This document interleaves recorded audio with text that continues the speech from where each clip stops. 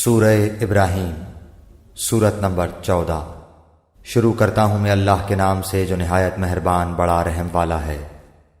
الف لام را، یہ عالیشان کتاب ہم نے آپ کی طرف اتاری ہے کہ آپ لوگوں کو اندھیروں سے اجالے کی طرف لائیں، ان کے پروردگار کے حکم سے زبردست اور تعریفوں والے اللہ کی طرف، جس اللہ کا ہے جو کچھ آسمانوں اور زمین میں ہے، اور کافروں کے لیے تو سخت عذاب کی خرابی ہے، جو آخرت کے مقابلے میں دنیاوی زندگی کو پسند رکھتے ہیں اور اللہ کی راہ سے روکتے ہیں اور اس میں ٹیڑھ پن پیدا کرنا چاہتے ہیں، یہی لوگ پرلے درجے کی گمراہی میں ہیں۔ ہم نے ہر نبی کو اس کی قومی زبان میں ہی بھیجا ہے تاکہ ان کے سامنے وضاحت سے بیان کر دے۔ اب اللہ جسے چاہے گمراہ کر دے اور جسے چاہے راہ دکھا دے، وہ غلبہ اور حکمت والا ہے۔ یاد رکھو جب کہ ہم نے موسیٰ کو اپنی نشانیاں دے کر بھیجا کہ تو اپنی قوم کو اندھیروں سے روشنی میں نکال اور انہیں اللہ کے احسانات یاد دلا، بے شک اس میں نشانیاں ہیں ہر ایک صبر شکر کرنے والے کے لیے۔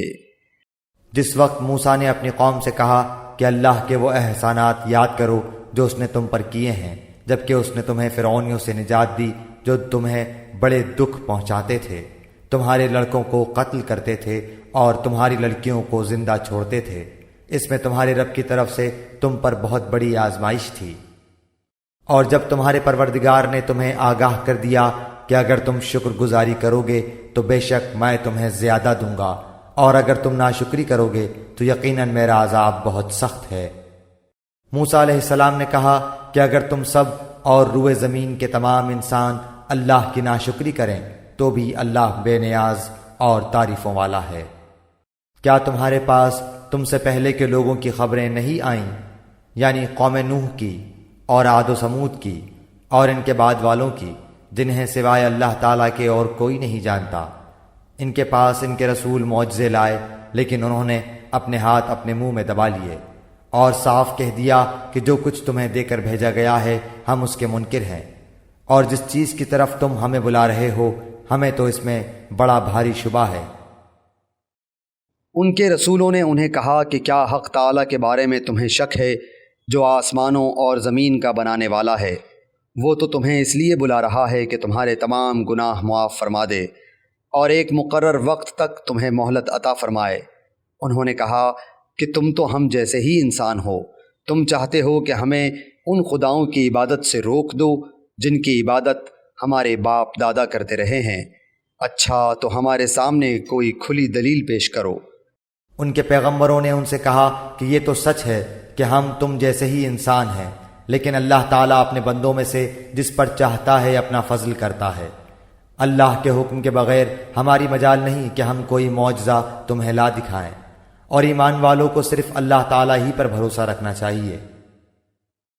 آخر کیا وجہ ہے کہ ہم اللہ تعالیٰ پر بھروسہ نہ رکھیں جبکہ اس نے ہمیں ہماری راہیں سجھائی ہیں؟ واللہ جو ایذائیں تم ہمیں دو گے ہم ان پر صبر ہی کریں گے، توکل کرنے والوں کو یہی لائق ہے کہ اللہ ہی پر توکل کریں۔ کافروں نے اپنے رسولوں سے کہا کہ ہم تمہیں ملک بدر کر دیں گے یا تم پھر سے ہمارے مذہب میں لوٹ آؤ، تو ان کے پروردگار نے ان کی طرف وحی بھیجی کہ ہم ان ظالموں کو ہی غارت کر دیں گے، اور ان کے بعد ہم خود تمہیں زمین میں بسائیں گے۔ یہ ہے ان کے لیے جو میرے سامنے کھڑے ہونے کا ڈر رکھیں اور میری وعید سے خوف زدہ رہیں۔ اور انہوں نے فیصلہ طلب کیا اور تمام سرکش ضدی لوگ نامراد ہو گئے۔ اس کے سامنے دوزخ ہے جہاں وہ پیپ کا پانی پلایا جائے گا، جسے بمشکل گھونٹ گھونٹ پیے گا، پھر بھی اسے گلے سے اتار نہ سکے گا، اور اسے ہر جگہ سے موت آتی دکھائی دے گی لیکن وہ مرنے والا نہیں، پھر اس کے پیچھے بھی سخت عذاب ہے۔ ان لوگوں کی مثال جنہوں نے اپنے پالنے والے سے کفر کیا، ان کے اعمال مثل اس راکھ کے ہیں جس پر تیز ہوا آندھی والے دن چلے۔ جو بھی انہوں نے کیا اس میں سے کسی چیز پر قادر نہ ہوں گے، یہی دور کی گمراہی ہے۔ کیا تو نے نہیں دیکھا کہ اللہ تعالیٰ نے آسمانوں کو اور زمین کو بہترین تدبیر کے ساتھ پیدا کیا ہے؟ اگر وہ چاہے تو تم سب کو فنا کر دے اور نئی مخلوق لائے۔ اللہ پر یہ کام کچھ بھی مشکل نہیں۔ سب کے سب اللہ کے سامنے روبرو کھڑے ہوں گے۔ اس وقت کمزور لوگ بڑائی والوں سے کہیں گے کہ ہم تو تمہارے تابعدار تھے، تو کیا تم اللہ کے عذابوں میں سے کچھ عذاب ہم سے دور کر سکنے والے ہو؟ وہ جواب دیں گے کہ اگر اللہ ہمیں ہدایت دیتا تو ہم بھی ضرور تمہاری رہنمائی کرتے۔ اب تو ہم پر بے قراری کرنا اور صبر کرنا دونوں ہی برابر ہے، ہمارے لیے کوئی چھٹکارا نہیں۔ جب اور کام کا فیصلہ کر دیا جائے گا تو شیطان کہے گا کہ اللہ نے تو تمہیں سچا وعدہ دیا تھا اور میں نے تم سے جو وعدے کیے تھے ان کا خلاف کیا، میرا تم پر کوئی دباؤ تو تھا ہی نہیں۔ ہاں میں نے تمہیں پکارا اور تم نے میری مان لی، پس تم مجھے الزام نہ لگاؤ بلکہ خود اپنے آپ کو ملامت کرو۔ نہ میں تمہارا فریاد رس اور نہ تم میری فریاد کو پہنچنے والے، میں تو سرے سے مانتا ہی نہیں کہ تم مجھے اس سے پہلے اللہ کے شریک مانتے رہے۔ یقیناً ظالموں کے لیے دردناک عذاب ہے۔ جو لوگ ایمان لائے اور نیک عمل کیے وہ ان جنتوں میں داخل کیے جائیں گے جن کے نیچے چشمے جاری ہیں، جہاں انہیں ہمیشگی ہوگی اپنے رب کے حکم سے، جہاں ان کا خیر مقدم سلام سے ہوگا۔ کیا آپ نے نہیں دیکھا کہ اللہ تعالیٰ نے پاکیزہ بات کی مثال کس طرح بیان فرمائی؟ مثل ایک پاکیزہ درخت کے جس کی جڑ مضبوط ہے اور جس کی ٹہنیاں آسمان میں ہیں، جو اپنے پروردگار کے حکم سے ہر وقت اپنے پھل لاتا ہے، اور اللہ تعالیٰ لوگوں کے سامنے مثالیں بیان فرماتا ہے تاکہ وہ نصیحت حاصل کریں۔ اور ناپاک بات کی مثال گندے درخت جیسی ہے جو زمین کے کچھ ہی اوپر سے اکھاڑ لیا گیا، اسے کچھ ثبات تو ہے نہیں۔ ایمان والوں کو اللہ تعالیٰ پکی بات کے ساتھ مضبوط رکھتا ہے، دنیا کی زندگی میں بھی اور آخرت میں بھی۔ ہاں ناانصاف لوگوں کو اللہ بہکا دیتا ہے اور اللہ جو چاہے کر گزرے۔ کیا آپ نے ان کی طرف نظر نہیں ڈالی جنہوں نے اللہ کی نعمت کے بدلے ناشکری کی اور اپنی قوم کو ہلاکت کے گھر میں لا اتارا، یعنی دوزخ میں، جس میں یہ سب جائیں گے جو بدترین ٹھکانہ ہے۔ انہوں نے اللہ کے ہمسر بنا لیے کہ لوگوں کو اللہ کی راہ سے بہکائیں۔ آپ کہہ دیجئے کہ خیر مزے کر لو، تمہاری باز گشت تو آخر جہنم ہی ہے۔ میرے ایمان والے بندوں سے کہہ دیجئے کہ نمازوں کو قائم رکھیں اور جو کچھ ہم نے انہیں دے رکھا ہے اس میں سے کچھ نہ کچھ پوشیدہ اور ظاہر خرچ کرتے رہیں، اس سے پہلے کہ وہ دن آ جائے جس میں نہ خرید و فروخت ہوگی نہ دوستی اور محبت۔